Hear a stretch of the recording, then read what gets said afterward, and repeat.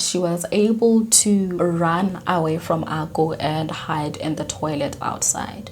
She says that she stayed there quiet as a mouse, not to make any sudden noises, and she was in there for like over an hour. So when the rain has died down a bit and she was confident that Akku and his gang were long gone, she then came out of the toilet. As soon as she did, her mother ran towards her and she was asking her all sorts of questions like, are you okay? What did they do to you? Where have you been? We've been worried. Also at this point, the neighbors were aware that they don't know where Priya is, so they had started gathering around.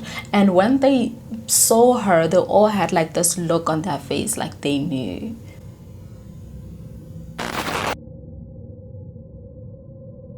Hello everybody, how's everyone doing? I hope that everyone is doing well. Welcome or welcome back to the channel. My name is Kea. Welcome. So I just want to come quickly introduce myself and then I'll go do my brows and then I'll come back after I've done my brows. If you're interested in how I do my brows, I will link a video that I did last time of like my everyday makeup tutorial. I'll come back and then we can get into today's story. So today's case takes us all the way back to 2004 to the Indian slums of Kasturba Nagar within the city of Nagpur. It is said that when you first get into Kasturba Nagar, you are met with sewage stink and hopelessness. It gets worse when it rains because the small dirt lanes turns into a soup of sewage and mud. The people who live here are the Dalits, and they form the lowest stratum of the Indian caste system, which is a hierarchy system based off family lineage. Traditionally, they determined access to power, wealth, and privilege. So the higher you were on the system, the easier it was to get access to these and overall have a better standing in society. That also came with caste prestige, them feeling that they were better than other castes and didn't want to mingle or marry below them. The lowest on the caste system barely had access to these opportunities and it was impossible to get out of the caste that they were born into. So it made the rich richer and the poor poorer. The Dalits, who were formerly known as the untouchables, are mostly illiterate or have very little education. As a result, they find very menial jobs like being rickshaw drivers, street sweepers, sewage cleaners, body handlers, or the women would work as housemaids or house help, or rather just stay at home to take care of the family. In Kasturba Nagar, most of the shacks are made from corrugated iron and mud bricks, and the windows are made from small pieces of planks that have been put together and then secured with small padlocks, so you know that these people are not doing financially well. It is important to mention that even though the negative discrimination on the basis of caste was banned in 1948 and the lower caste members can work their way up, the system still continues in certain parts of India, and it is not easy to do away with hundreds of years of discrimination, and people still discriminate against the Dalits and find them as less than. A little history lesson there, as it proves to be important for this case and how it was handled. So keep that in mind as we move forward. It is here in Kasturba Nagar that we meet today's perpetrator, Akku Yadav. He was born as the youngest of 6 boys and 6 girls. He was said to be tall and fair with deep sunken eyes, some would say handsome. Okay, by the way, he was 5'6". Okay, international standards, he is a short man. If a woman is 5'6", she's considered tall. But if a man is 5'6", he's considered short. I don't make the rules, take it up with management. His family belonged to a higher caste in the slums and they lived off rearing cattle. So his responsibility was to take care of this cattle. Every single morning without fail, he will take the cattle from the kraal to the river to drink, and then after that he will take them to the field to graze. That was like his daily chores. When he was still a small boy, the family had a milkman, and the milkman used to call him like Akku, Akku, Akku, Akku, and that is how he got the name Akku. But he was born Bharat Kalicharan Yadav. But then the name Akku Yadav just stuck, and that is what it is known as today, and that is also the name that I'm going to keep on referring to him for the rest of this case. At school, he was said to be disciplined and studious. He actually never got in trouble with the teachers and he was a very good student. He excelled in his studies, but then he dropped out after year 7. No one knows why, but then it was also soon after this that his father died. India, like the rest of the world, is a patriarchal society. So with the patriarch no more, there was no structure and discipline in the home. Things started going south when one of the sister had to get married, so they sold the cattle so that they could pay for the dowry. And then soon after that, whenever one of the siblings had like a personal financial situation, they would go on to sell more cattle. It got to a point where there was nothing else to sell and they were in deep financial troubles. It got to a point where there was no food in the home and Akku resorted to petty theft so that he could feed himself. But then it soon gradually turned into something a bit more sinister.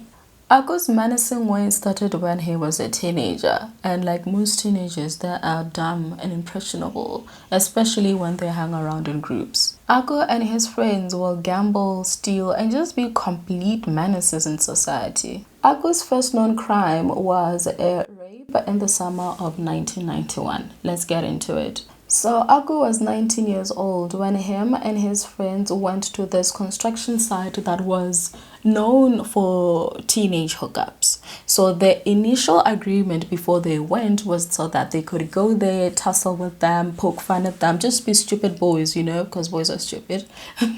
Just tussle them and then steal whatever valuables that they had. But then when they got there, Akku changed his mind. The group just went ahead with the plan as they had agreed, but then Akku fixated his attention on the girl and he grabbed the girl, dragged her to a secluded corner and he raped her. The boyfriend was able to get free and he ran straight to the police station and reported the incident. Akku was then arrested shortly after and sent to prison. So by principle, prison should reform people. They should want to turn away from crime and just be better human beings. But unfortunately, it can also have the opposite effect and people just get deep into crime. Unfortunately, that is what happened with Akku. So when he was in prison, he met some people that he befriended, and after his release he continued to be friends with. After his release from prison, he went back to Kasturba Nagar, and him and the little friends that he made in prison, they formed this little gang that was just determined on terrorizing people. He would steal from people and it didn't matter who you were or like what your situation was. It didn't matter. Like families could go for weeks on end with no food because Akku had stolen the money, like for the grocery money, or he saw an old man in the street and he would steal kerosene money because they had to use kerosene to cook. So it's nights of people not having to eat because of this man. And if he wanted something from you and you didn't have it, he would just resort to beating you up. So people then started coining a nickname for him, and it was just so that they could be safe. They used to call him Madame. So if someone sees him from like a distance that he is coming their way, they will quickly run and tell the other person, oh, Madame is coming this way, make sure to hide. And then person A will tell person B, C, and everyone will know that Madame is coming, you have to hide. One of Akku's earliest victims was a woman named Meena. Akku and his friends were gambling in the street, and then they saw a police car approaching, so they quickly just dispersed all over the place, and then Akku and one of the friends got into the nearest house, which happened to be Meena's house. So he went in there so he could throw the police off, just sit there and mingle as if he's one with the family. But then he asked Meena if she could see if the police were still around. When she went out to see, the police were already gone. And then she comes in, tells them, oh no, the police are already gone, you can leave if that's what you want. She's not gonna tell him what to do, you know. So he then stands up and leaves. And then after a while, Meena realized that her favorite watch was gone. She had this gold wristwatch that she always kept by the TV. She is organized like that. She always knows that this watch, I kept it by the TV. But then the watch was gone. She asked around in her family members didn't know where the watch was. And she just assumed that, okay, I'm going to ask Akku since there has never been anyone before or after Akku. And before Akku got into the house, the watch was there. After he had come into the house, the watch was no more. She's not insinuating anything, but it doesn't hurt to ask. So the next time she saw him was by her shop. She had this little shop where she sold like sweets and little miscellaneous things like that. So she sees him pass by and she asks him, well, since the last time that you came by my house, I haven't seen my gold wristwatch. Do you, by any chance, have you seen it? And then he just flipped. Meena's husband was also there and he just started pounding on Meena's husband. And he is shouting, saying that why is she accusing him of stealing? By the way, she didn't accuse him of stealing. She was just asking, like, by chance, did you see it? Take it, maybe. I'm not going to assume anything. I'm just going to ask. But in the process of proving how angry he is, he grabs one of the glass jars that was there and he smashes it on the ground. Got a nasty gash and there was blood all over the place. So Meena is panicking. This is her shop, you know. She can't have blood all over her shop. So she takes a little piece of cloth and try to wrap it so that it could stop the bleeding. But then Akku takes his hand and just smeared the blood all over the wall. Dramatic much? And then he just stomped off and left.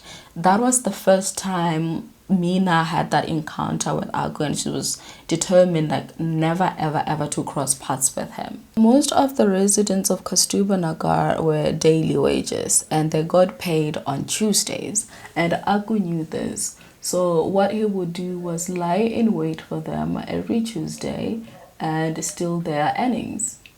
So like I said earlier, like families would go hungry for days because there's no money in the family. Akku would also break into people's houses and steal whatever he could sell.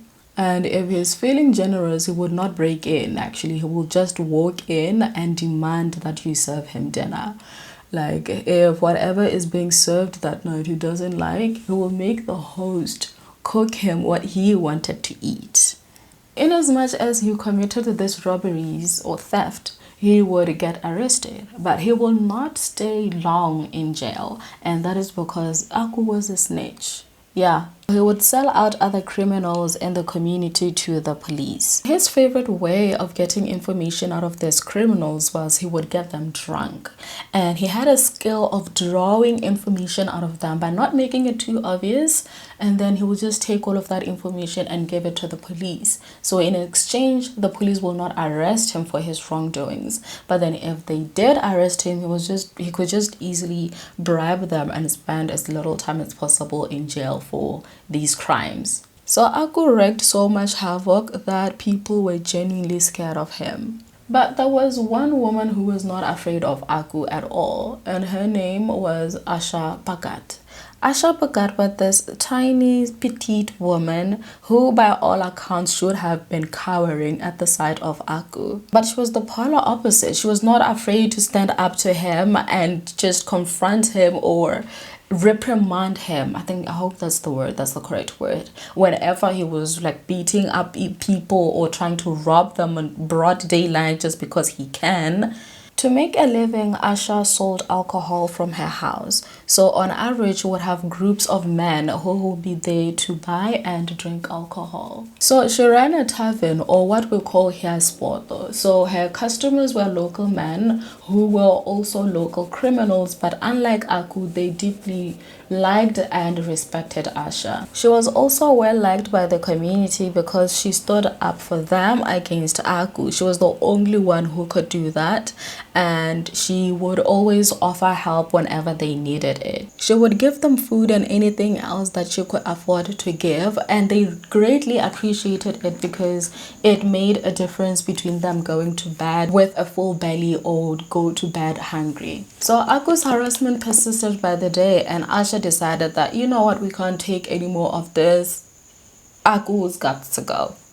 So she knew that she could not carry out this act by herself, so she solicited the help of another gang that did not like Akku to help her carry this act out. They were able to convince Akku to come to Asha's house with the promise of free alcohol, even though they did not meet eye to eye. I mean, it's free alcohol, and they also managed to convince him to come without his little minions, aka his gang. When he got there, they gave him as much alcohol as they possibly could to get him drunk, and when they were convinced that he was pretty drunk and could not fight back, they started to stab him. But even in his drunken state, he was able to get away. And I'm thinking the only reason he was is because they too was sludged. Like, everyone was just drunk and was a drunk mess. So he was able to get away, and he got himself to the hospital. And when he got to the hospital, they realized that his injuries were pretty bad and he was losing a lot of blood. So one of his acquaintances heard of this attack on Akku, and he went there to check up on him. And when he realized that he needed blood, he got himself tested, and lucky for Akku, he was a positive match, and he donated blood to save him. This acquaintance, his name was Avinash Tiwari. Remember him because he comes back again in the story. Akku recovered and he went back to his life, but this time he was a bit more guarded and suspicious of everyone. And Akku also had a problem with his savior, Avinash Tiwari. So Avinash was just a friendly guy. He liked people, people liked him, he talked to everyone, he was just a friendly guy. Even though he hung out with Akku, he was never involved in all of the criminal activities that Akku did. He would just hang out with him, drink with him, play cards with him, but that was just the extent of their acquaintance. But Akku didn't like this. He would be like, why are you hanging out with so many people? Why are you talking to everyone, especially Asha, when you know what happened to me at Asha's place? So she definitely had a hand in him ending up in hospital and him almost losing his life. He was correct, but then he didn't have the evidence to prove it, you know. And Avinash also had a problem with this because it was like, who are you to tell me what and what not to do? I will hang out with whoever I want to hang out with. I'll talk to whoever I want to talk to. And your issues with Asha have got nothing to do with me. Don't take it over here. Okay? And Akku did not like this. This was yet another person he could not control. This was yet another person who stood their ground, didn't take his bullshit, and talked back. He didn't like this. But still, with the differences between Akku and Avinash, they continued to hang out together, more so out of mutual friends than their own choosing. So one afternoon in 1997, Akku and his friends, together with Avinash, they were hanging around playing cards and drinking. That's what they do, across the street from Asha's house. And then they got into this argument. Some sources were saying someone was insulting someone's mother. We can assume it was Akku insulting Avinash's mother, I don't know, but then it got into this heated argument. But then they were able to defuse it, and Akku got into his bike and went to his house. Now people are just happy, like, hey, this guy is gone, we can continue with our day drinking and playing cards, right? But then Akku comes back and he just wanted to pick off where he had left off with the argument. And then it soon got physical. They're shoving each other, and then people are coming in trying to break them apart. And then Akku draws a knife out of his pocket, or like his back pocket, and then he swiftly stabbed Avinash. One swift move and that was it. Avinash bled out on the street. So there is commotion, people are shouting, people are screaming, it's a mess. So with that commotion, Asha comes out from her house and she sees all of this. And then she started shouting at Akku, telling him, like, you know, dragging him to filth pretty much, telling him like how bad of a person he is. He had just killed someone who had literally saved his life. How low could he go? Is this the thanks he gets for saving his life? And Akku, with no shame, no remorse, he started screaming back at Asha, telling her to shut up and get back into the house. Matter of fact, she is next. So Akku was then arrested and sent to prison for the murder of Avinash Tiwari.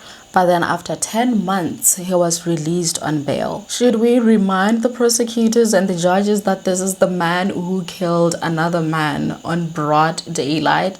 Again, sounds eerily like Aslan, but okay, we are still here. So initially people are shocked. They're like, how is this man allowed back in the streets after 10 months? So he got back to butting heads with Asha. Asha was still defiant. She was still standing her ground. She was still talking back, which we know that he does not appreciate very much. He then developed this unhealthy obsession over Asha. He was keeping tabs on her. He wanted to know what she was doing, with whom, how long, what time, everything. And the enmity between them just got worse by the day. So one summer night, just after midnight, Asha was in her house with her daughter. She was about 10 or 11 years old. They were just having a cute mother-daughter bonding moment. The daughter was applying henna on her hands, and then she offered to apply some on her mother. And then that's when they heard that there was a knock at the door, which was very strange because who's knocking at this time of the night? So Asha then stands up to get the door, and she finds this boy. The boy introduced himself as one of Asha's son's friend. Like Asha has a son, the son has a friend, this friend comes by. You get it? Yes, like that. And he was asking for some water. Asha then tells him, okay, you just stand here, I'll get back into the house, get you some water, and then I'll come back. Cool, sharp. She does that, she gets back into the house. But then when she comes back, the boy is nowhere to be seen. So she steps out of her house, looks around like, okay, where did he go? Maybe he's taking a wee or whatever. She looks around, and that is when she was ambushed. Akku and his gang ambushed her. They beat her up. They then stabbed her, beheaded her. They cut off her ears. They cut off her nose. They cut off her breasts. Some sources also say they cut her down there. I don't really know about that. And then left her to die. And the thing about it though is when they first ambushed her, the daughter heard this. And then she ran out of the house and pleaded with Akku and this man to let her mother go. But then they just didn't. They went ahead to do whatever they did, and then that was it. Asha was normal. By morning, word had already gotten around of what Akku had done to Asha, and it was baffling to say the least. So here's the story of what happened. This man says that he was standing by the roadside with his friend. They were having tea, and then they see this police van pull up just a little bit further down the road, next to a stand that was selling samosas. He then says that a police officer gets out of the car, takes some samosas, and he didn't even pay for the samosas. It's like a thing that they do. He then gets back towards the back of the van where Akku and another police officer were. So this police officer then takes some of the samosas and he gives them to Akku. Akku and these other police officers were just chatting it up. It's just like they were besties. And it was like a very weird thing to say because Asha's body has not even gone cold at this time. And here he is chatting it up and cracking jokes with law enforcement. Like, no remorse inside, no shame, no nothing. It is said that he would later say that he actually enjoyed his stay in prison. It was far from uncomfortable. It was actually like a long holiday. So he had free meals, free housing, everything he wanted he could get. Alcohol, no problem. His gang could easily smuggle alcohol into prison. So he didn't lack anything at all. And then he was released after only serving 16 months. This is a two-time killer, cold-blooded killer, and he's only served 16 months for killing and mutilating a woman. But yeah, 16 months. The judge said, okay, bail granted, you can go. What do you mean? How is this man allowed to be back in the streets? So for context, in other instances where justice has been observed, these convictions can get multiple life sentences, seeing how heinous these crimes were. or they even get a death sentence. But for Akku, he only served 10 months for the murder of Avinash Tiwari, and he only served 16 months for mutilating and beheading Asha Bhagat. Let that sink in for a minute. So with this release from prison, Akku was a changed man, if you could call it that. He was a lot more audacious and he just felt invincible. And who could blame him? He just keeps getting away with crime. He walked the streets boastful of what he had done to Asha and essentially getting away with it. And then he also decided that, you know what, he's going to amp up his sprees. So shortly after his release, one morning, he goes knocking to this couple's door. Right?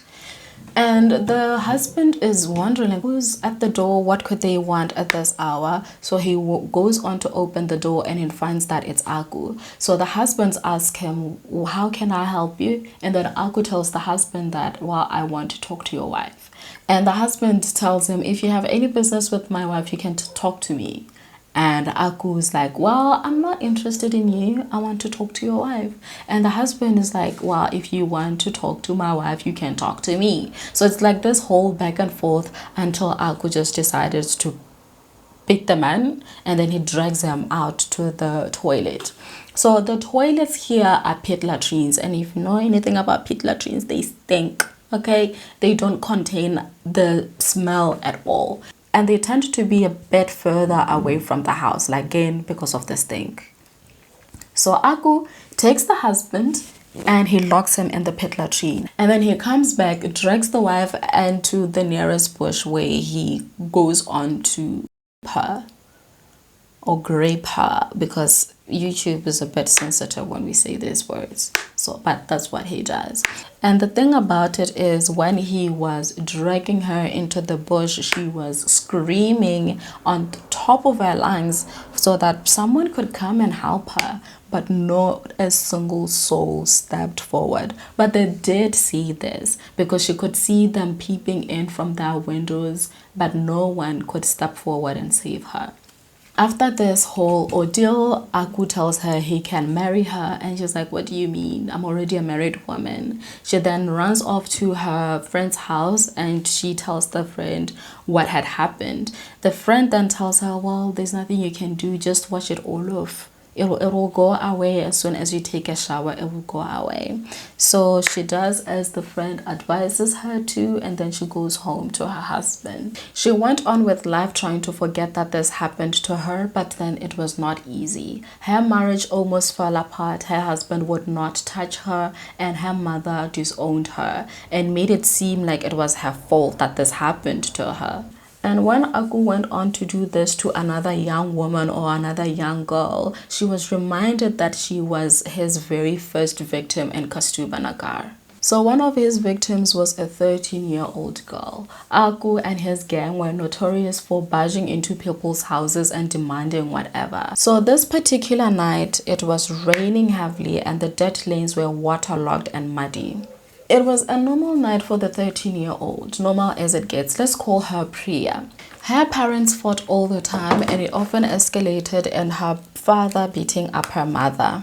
And this particular night was no different. Her parents were fighting when the door barged in. It was Akku and his gang. So when he walked in, he saw the 13-year-old and started for her. So people also knew what Akku did, you know, with the grape and all in the community. So when they saw this, they immediately forgot about the whole fighting and tried to protect their daughter.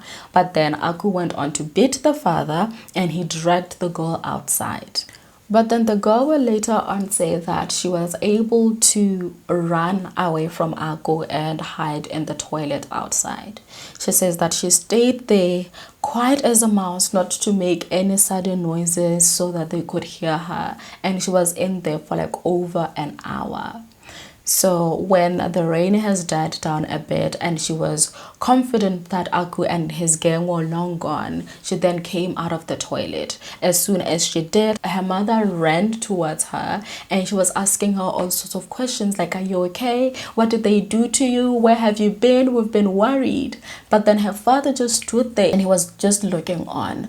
Also at this point, the neighbors were aware that they don't know where Priya is, so they had started gathering around. And when they saw her, they all had like this look on their face like they knew, you know. But then she would later say that no, he didn't do anything to me, I was just hiding in the toilets. But no one believed her. People were convinced that she was also his victim, possibly ganged by Akku and his gang, but then she wouldn't say. People were convinced that if she went on trying to convince herself that this didn't happen to her, then it didn't happen to her. She could somehow trick her brain into believing that it was all just a horrible dream. It didn't happen to her. Akku realized that sexual humiliation was an effective tool that he could use to intimidate his challenges and control the community. Is so stigmatizing that he could count on his victims to stay silent. And when these women were brave enough to report him, he had the added advantage of being an upper caste man. Some sources say that when women went to report, the police officers would in turn rape them again. As a result, less and less women reported Akku than go seek help and be re-victimized by the same people who were meant to protect them in the first place. It is said that authorities rarely intervened with the slums and the Dalits, except for when they are accepting cash bribes to make complaints and evidence go away, which explains how he was able to do this to so many women and for as long as he did. I can't get into all of the cases, but it is said that one time Akku a newlywed woman. So it was the day that she was brought into her husband's family, and that night he went in, dragged her out and just raped her. And one time he stripped a man naked, burnt him with cigarettes, and he made him dance in front of his 16-year-old daughter. Naked. The sheer humiliation of having to go through this and having to face your family the following day is just, I can't even imagine it. And that is not something you will ever forget, seeing your own father naked and being humiliated like that, dancing in front of you. But then it gets worse. So there was this woman, her name is Kalma. After 10 days of giving birth, Akku and his man, they gang raped her in the streets. Her body was miles from healing and she was deeply traumatized. And to add to that, the police didn't even intervene. Akku and his men were walking free every single day and she just felt so alone. So she ended up dousing herself with kerosene and set herself on fire. She literally lit herself on fire. So the more barbaric and horrific the rapes were, the more the community cowered and stayed silent.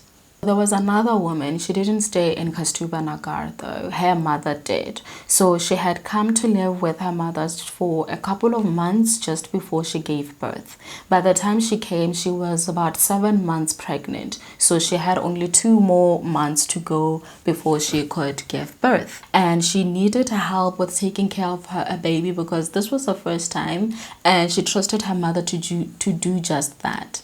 So she was in the house with her mother when they heard this knock at the door, and the mother knew better than to open that door. So she asked, who is it? And the person says that it is the police.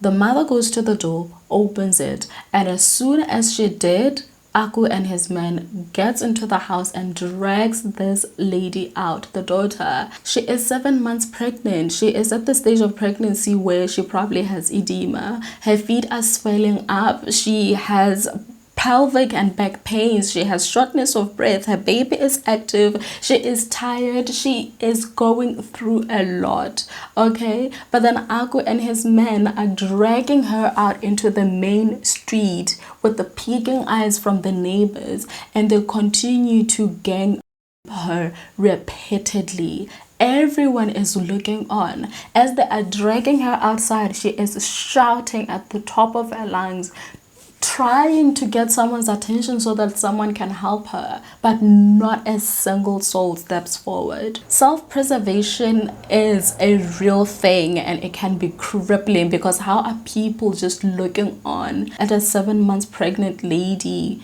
going through this? I mean, no one should, but she is pregnant and heavily pregnant. When they were done, they turn to her and the mother and they tell her that if she ever steps into the police and tries to report this, they will come back the following day and do exactly what they did. And they'll come back again the day after, and the day after that, and the day after that, until they were done with her. Now, the men of Kasturba Nagar would later say that they were completely terrified of Akku and his men. They were afraid that if they decided to step up and help, Akku will then come for their wives and young daughters, and they simply could not allow themselves to put their families in a position that exposed them like that. Other families that had the means to moved out of Kasturba Nagar, but for the families that could not afford to, they literally took their daughters out of school and locked them in the house. Literally, because God forbid these little girls aged 8 years, 9 years, they would go to school or come back from school, and this grown man will just grab them and drag them into the streets to do whatever with them. So you can see how this perpetuated the cycle of poverty, with no opportunities to get out of this, either through education or really any other means. The cycle of poverty just goes on. But there was one woman who got to change the trajectory of today's case, and her name was Usha Narayane. She grew up in Kasturba Nagar with her parents and her 4 siblings, and unlike most of the residents here, she was a success story. Her father worked at a telecommunications company, and her mother didn't have a job, but she had a 9th grade education and was literate. Their biggest goal was to get their children a solid education as a means to get out of Kasturba Nagar. So they saved every little penny, or rather every little rupee, to send their children to school, and they did exactly that. All of their 5 children had a college degree, which was unheard of in Kasturba Nagar, where no other person had gone to college. But Akku had a problem with her, and he will always make these nasty little comments about what she was wearing. So let's backtrack a bit. Usha went to college. She studied hotel management, and she also had a job. So from morning till 6 p.m. she'll be at school, and then from 7 p.m. till midnight she'll be at her job. So what she would do to avoid anything really to do with Akku is she would wear her traditional Indian clothes to school, and then whenever she's done with her job, she will change back into her traditional clothes. But then sometimes she just didn't have that time. It's late, she's tired, she just wants to get home. And when Akku saw her in her work clothes, he would catcall her and call her a prostitute. It is believed that he never did anything to her because he was actually scared of her. She was educated and well-read, and she would go through all the channels to make sure that she gets justice. And he was just not willing to deal with all of that. But then that soon changed. So we are now in late July, like the last week of July 2004. It has been a long day for Usha, juggling both school and work. She's trying to get some sleep, but then it is just too damn hot. She then hears some noise outside. Her house had this random loose bricks, and she pulls one out and she was able to see directly into her neighbor's house. She could see Akku and his goons going out of this lady's house. They are breaking glassware, trampling stuff, and demanding money from this lady. But this lady keeps on telling the neighbor, Usha's neighbor, she keeps on telling Akku that she doesn't have any money. So the following day, this lady approaches Usha, tells her all about what happened the previous night, and Usha tells her, well, you should go to the police and file a complaint. When they get there, they're trying to file a complaint. It's not working because the police are actually trying to convince them not to file a complaint. So they end up leaving with no help whatsoever. Akku hears of this and he was fuming.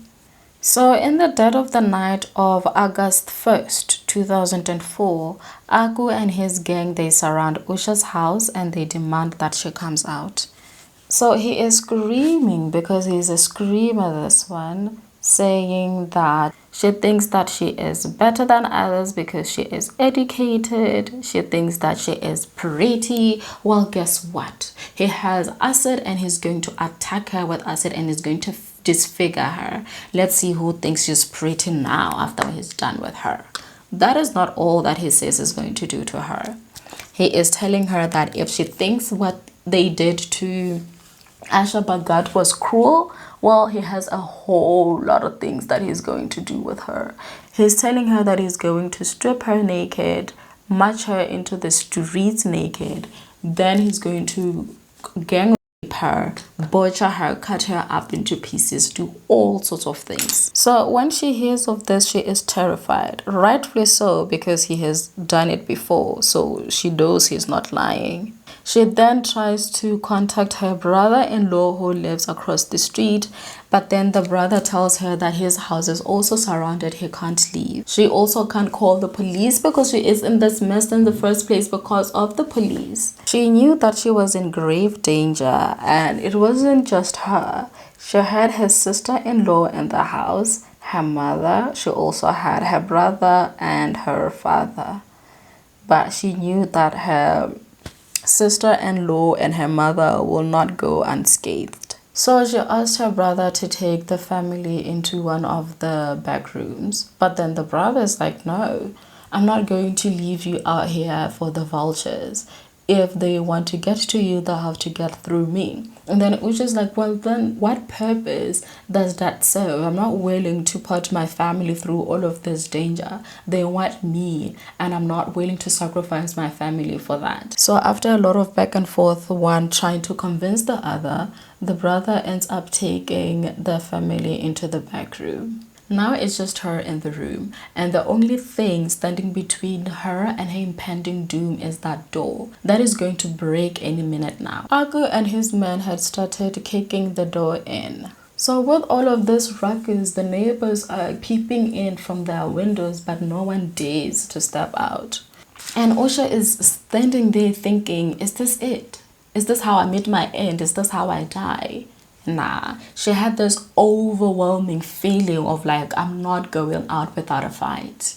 I am not going to let it be easy for him to kill me. She then had this idea. She goes into the kitchen and unplugs the cooking gas cylinder. She then drags it into the living room, and through the small gap into the wall, she puts the pipe in there, and then she stands firm with a match ready to go. And then as loud as possible, loud and clear, she tells Akku, I dare you to come through this door. But then when you do, I have a match ready to go and I'm taking you lot out with me. I am not going out alone. And Akku, when he hears this, he knows that she's not bluffing because he could smell the gas. And she was very loud that the other neighbors could hear her as well. And it just revived something in them and they started marching out. This was the first time ever that they could even think of doing this. But then it's possibly something that in her voice that was just so defiant that she was like, no, enough is enough. So they all slowly start coming out of their houses and they're armed with sticks and stones. And whenever he tries to run, there they are by the corner. Another corner he turns to, there's another group of people there. But then somehow he managed to run. It's like a little skill he has. He always manages to run, doesn't he? But then they didn't sleep that night, the neighbors. There was something in the air. There was something different this time. So they went all over to the train station, everywhere, tried to look for him, but they could not find this man. So the following day, they'll go to the police and try to file a complaint against Akku, but then as always, nothing came out of it. Then on the 4th of August 2004, 3 days after the incident at Usha's house, they called a press conference with the hopes of telling journalists what has been happening in Kasturba Nagar, hoping that someone out there could pick up the story and come and help them, because the authorities and the police have been absolutely useless in all of this. But the press conference did not go as well as they had hoped. It was absolutely terrible. So they would tell the journalist of what has been happening, how Akku has been raping these women and getting away with it, and how it just keeps on doing it over and over again. And the journalist will look at them like, that doesn't sound believable at all. Okay, so tell me now, who amongst you gathered here is a victim of rape at the hands of Akku? How do you ask people such a question? It just doesn't sound true. It just sounds all fabricated. You mean he's been raping women for 10 years and he was never held responsible? How many women? 40 plus women? No ways. So who here has been raped by him? Huh? Hands? No hands? Say your story is not believable at all. It wasn't surprising when they didn't see their story in the papers the following day, but then it was also infuriating, because who do they turn to? No one is listening to them, not the press, not the police, no one. And feeling so alone in this and so infuriated, they went and destroyed Akku's house. They carried hammers, stones, and whatever else that they could find and completely demolished his house. And then it dawned on Akku that for the very first time, his life was actually in danger. He figured that he will be safe in police custody, so he turned himself in on the 7th of August 2004, which is a day after his house was demolished and 6 days after the incident at Usha's house. The community got to learn that the police officer who had arrested Akku was actually his friend, and all of this was a tactic to run away from the residents. So one of the men who was in the holding cell with Akku, his name is Gadam, attested to this, saying that yeah, it was all of Akku's plan. So the plan was, Akku's nephew will kill an enemy from the outside and then get arrested. That way he is safe from any retaliation. And when Akku gets out, he will kill more of his enemies and make sure that he gets away with it. That way there is no one standing in their way for their reign of terror on the community. It's like, phew, this grand plan, this is what they are going to do. Right? The community also knew that it was only a matter of time till Akku came back. They have seen it happen over and over and over again. It was just a matter of time. And they also knew that what they have been through was only the tip of an iceberg. If you think what they have been through for the past 10 years or so was hell, then there was going to be an inferno in hell, if that ever makes sense. It's just going to be worse. And they knew that. So people were unsettled and there was just a lot of uncertainty in the air. They started to sit and congregate on their roofs to discuss ways of killing him before he could get the chance to touch one of them again. They were on their roofs because of the vantage point. They could see anyone coming from a mile away and get a chance to protect themselves. You would swear this was the Mfecane War, but it was just one man terrorizing an entire community. So as luck would have it, they see a picture of him in the newspapers, front page, and it said that he was to appear in court on the 13th of August 2004. And the women then decided, like, this is it. This is D-Day. It's a signed, sealed, and delivered type of package. This is D-Day. He has to go. Okay, the 12th of August rolls around, which is the day before Akku's court appearance, and the community congregates one last time and they collectively agree that Akku was to meet his maker the following day. It's a done deal. So they hatched out a plan. They drew the court layout, familiarized themselves with the entrances and the exits.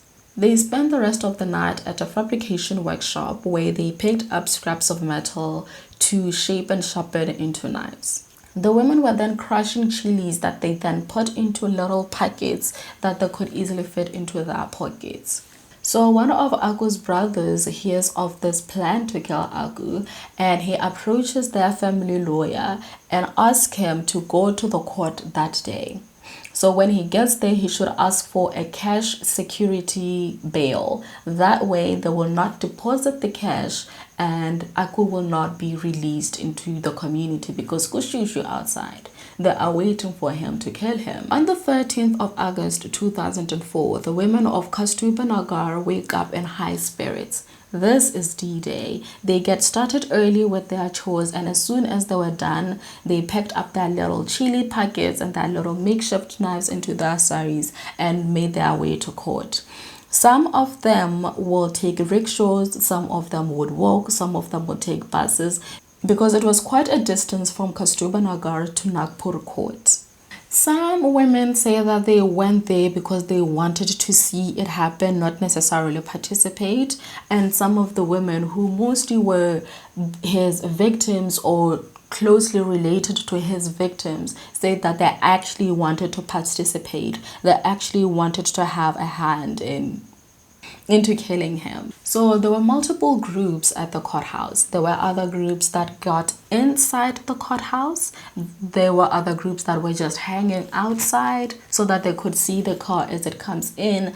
But then there were other women that get inside the courthouse, like where the courtrooms are. They went in there and just waited for him there. So they had went in very early because they didn't know what time he was to appear in court. Some even had to wait for up to 6 hours. Around 2:30 p.m. on the 13th of August 2004, they see a police van come in and Akku was in there. He was handcuffed to another man. Remember, we talked about him earlier, Ram Gedam. So Ram Gedam had his right hand cuffed and Akku had his left hand cuffed. So they are walking hand in hand, if you will. And each prisoner had one police officer to escort them. When the crowd saw the police van pull in, they started to surround it. But as soon as he stepped out of that van and they saw him, all of that resolve and anger dissipated. In its place came this crippling fear, and they started to think, you know what, maybe this was such a big mistake after all. Maybe I just want to go home. Maybe this time the law will be on their side. Maybe this time they will just pray and hope that they get the justice that they deserve. So Akku stands there, scans the crowd and meets each person in the eye. And some are cowering and looking down, and that is exactly what he wants. Some who still had that fighting spirit in them lock gaze with him, but then they realize that there was a tiny mistake. With that meticulous planning of trying to remember the entrances and the exits and everything, it was never decided who gets to throw the first stone, so to speak. So it's just a staring contest in there until Akku approaches this woman. Some sources say that this is a woman he had raped before, but then some sources say that this woman was a landlord of a woman he had raped. But Oksalayo, he approaches this woman and he says to her, I'll go with the first version where they say that there's a woman he had raped. So he approaches this woman and he is calling her a prostitute, and he says to her, so I see that you haven't learned your lesson. It's fine. I'll bloody well see you when I come out of here. And somehow the escorting police officers think that this is funny. They are cackling. I guess thank God he had to say something, because that is just how everything starts. The woman takes out her slipper and throws it at him and infuriates the crowd. So they are running after Akku, but then the police were fast enough to get into the courthouse and close those barricade doors. I don't know what they're called. I'll put a picture here. They close it in and secures it with a big padlock. So the crowd gets to the channel gate and they're rattling and trying to open it, and they realize that it's not going to budge. So more people that were standing outside of the courthouse, they start jumping over the walls to get into it, and it's just the crowd just keeps growing bigger and bigger. Remember that there was initially a group of women who, when people got to the court, they got inside the courthouse. Yeah, so these women, they saw this commotion, they see Akku coming their way, and then they take all of that chili, the chili packets that they had packed, and they throw it at Akku. So it gets to Akku. The police officers also get them. So the police officers and Akku, they try to get into a courtroom to seek shelter. But then at this point, the crowd that had been from the outside, remember, they know all of the entrances and the exits. They had gotten back to the other double doors, a wooden double door. They had broken it down and they were already filing inside the courthouse. So it's a big crowd now. They are all stuck in courtroom 7, where the rest of today's events happen. So they throw more chili powder at Akku, and the police officers realize that they can't contain the situation, so they fled. So it's just Akku handcuffed to Ramgadam to face the mob. Luckily for Ram, the mob didn't care for him. They just wanted Akku. They started beating him up pretty badly, and each time Akku would try to bring his hands together to protect himself, Ram will pull away because he refused to be collateral. He said, I am not losing my hand over this. No ma'am, no sir. Akku is exposed and the blows are landing pretty nicely. But he is shouting, telling them that they will regret this. They started stabbing him, and then that's when the tune changes and he is now asking for forgiveness. But his pleas are stifled by the noise from the mob itself.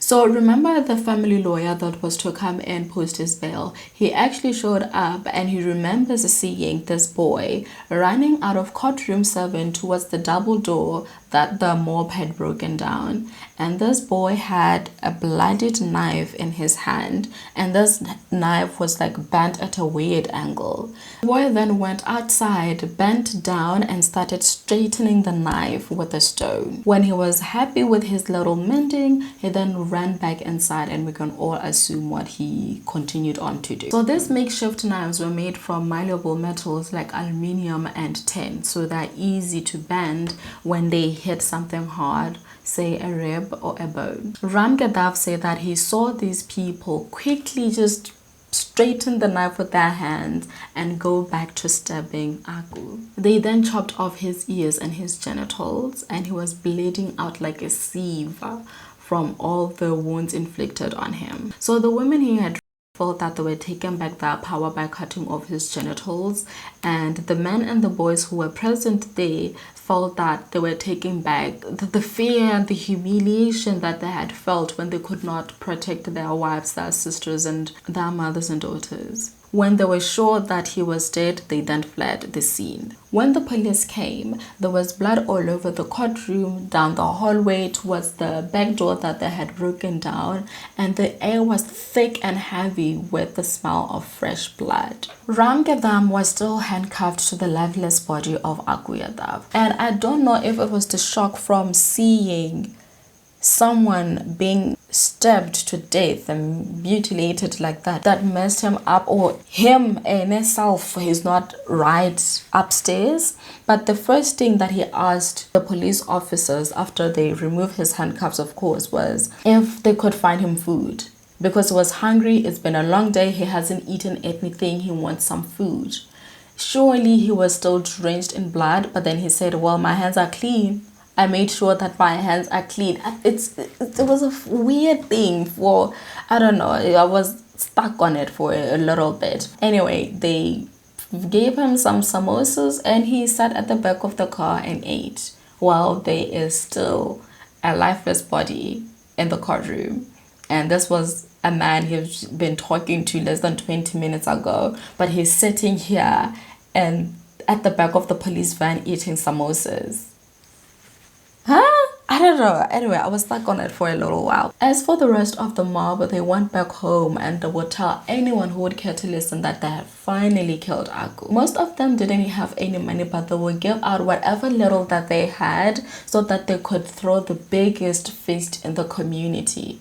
This was the first celebration that they have had in years, and it felt really good. I don't know if I had mentioned this before, but when Akku was still like in the prime of his crimes, is that the saying?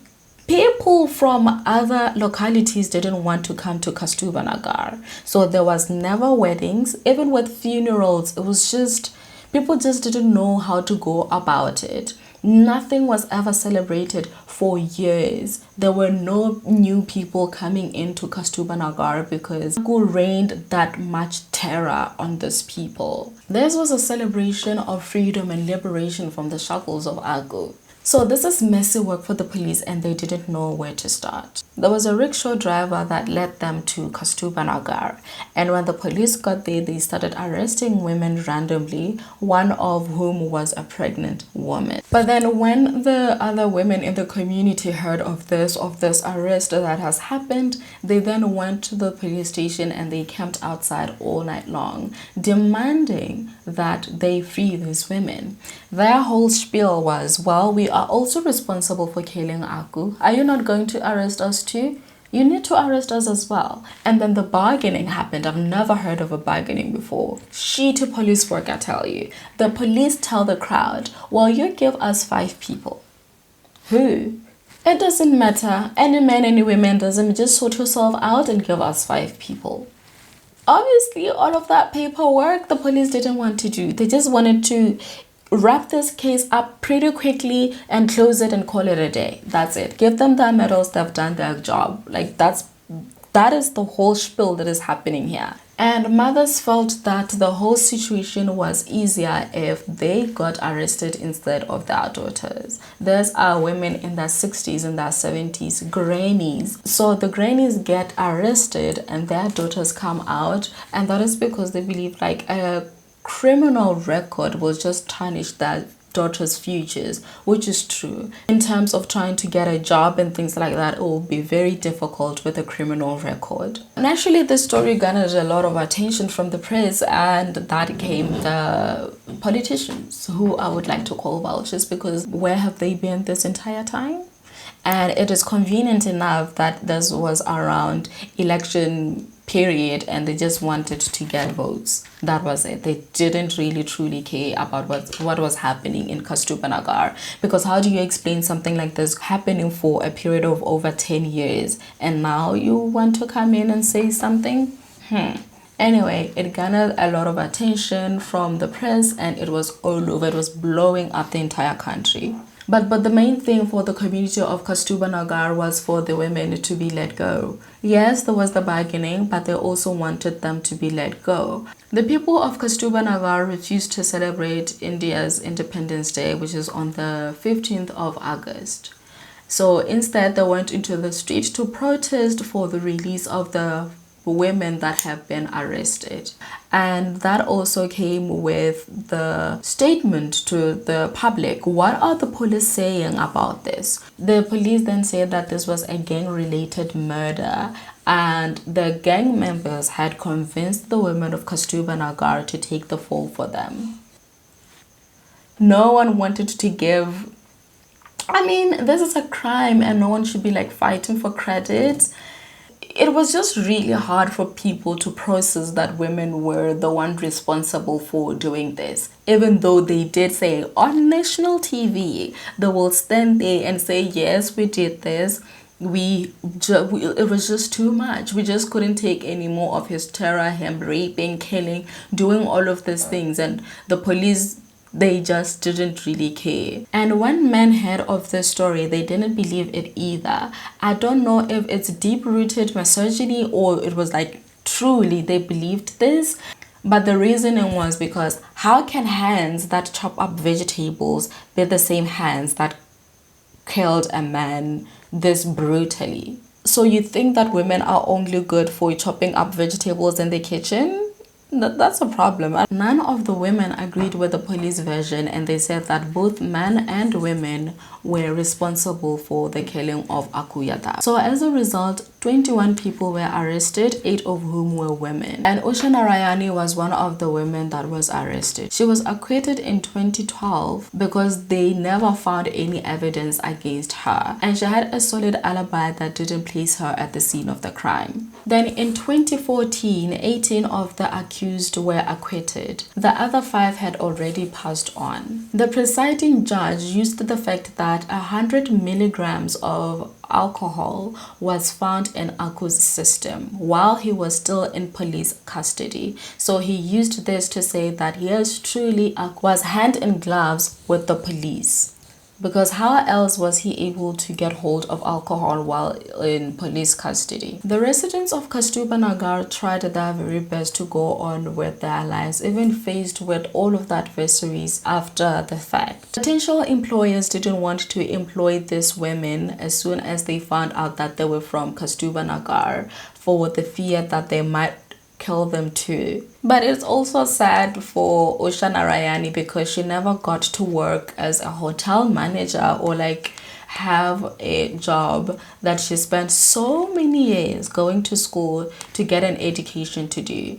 She ended up becoming a community leader. Is that what it's called? Like, yeah, like a community leader type of vibe. Like people would go to her for anything that they needed, and they just learned to take care of each other. So in another source, this journalist had gone to Kasturba Nagar, right, to try to interview Usha, and they kept asking the residents like where her house was, but then they'll always point her in all sorts of directions until they called her, and then they came in and they found out that no, it's just their way of protecting her, because they had gotten to a point where they can only count on each other, because, you know, with the authorities, they can't trust anyone. They can only trust themselves. But it's also interesting how there were men who were defending Akku. Like, oh no. Yeah, I mean, he killed Avinash, but he didn't mean to. He was very remorseful. Then how do you explain all of the raping that he did? Another thing that they also said was, it was allowed to go on for so long because these are the Dalits. Had this happened with a different group of women, like an upper caste, it would never have gotten this far. A lot of people truly believe that if this had happened with upper caste women, they would have done something way sooner. It wouldn't have persisted for over 10 years. So yeah, that is today's case. He had it coming. And how he was able to do it for so long, it still baffles me. 10 years plus, it still baffles me. But yeah, he had it coming. That's all I'm gonna say. What do you think, sir? What do you think about this case? It's very interesting, and like you said, he had it coming, honestly. He had it coming. You can only oppress people until they can't take it anymore. And when they rebel, you wouldn't know what to do, because it's not something that you're accustomed to. You're just used to doing or like getting your way all the damn time. And then when they rebel, it's like, okay, this is new, so how do I go about it? So I'm actually glad that he died like that. It heals my heart. That's my spirit. In conclusion, he had it coming. Yeah. Akku had it coming. I'm interested in hearing what you guys have to say in the comment section. Let's keep this conversation going, and I will see you in the next one. But before you go, please make sure to like, comment, and subscribe, and I will see you soon. That's all I'm gonna say. Bye. So I'll say bye. And then they see a police van pull up just a bit further down the road. He then says a police officer gets out of the car. Ish. I look like a ghost. Dincha. The girl continues to say that she was able to Khopola again in English. What's to khopola in English? English, guys. English is a problem. Akku realized that sexual humiliation was an effective... Like she's brought into the family's husband. The family's husband. To the husband's family. Oh, this is absolutely gorgeous, darling. Absolutely stunning. It's weird when someone is here listening to me doing these cases. Is it weird for you to listen to me stutter? Not at all. Sharp,